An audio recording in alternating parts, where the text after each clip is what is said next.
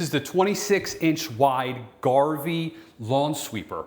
This will basically go along your lawn, like so, and pick stuff up and throw it into this 7 cubic foot basket. The way it works is basically there's these brushes here on the bottom, and as you propel forward, it's running those brushes. Oh, it came loose here. It runs those brushes and throws the stuff into the 7 cubic foot basket here. So this will pick up leaves, sweet gumballs, and all those other kind of things.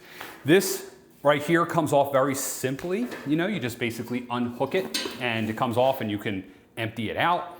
So that's really nice. It comes apart with these bolts right here. So for storage, because you're probably not going to use something like this all year long, it's just a matter of unscrewing it and you can pretty much hide this away anywhere.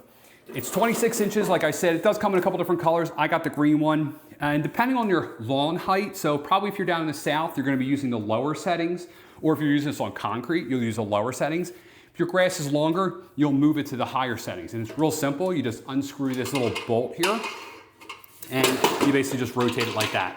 So when you do that, basically what you're doing is you're moving the brushes higher, and so that allows you to basically clean up higher grass, okay?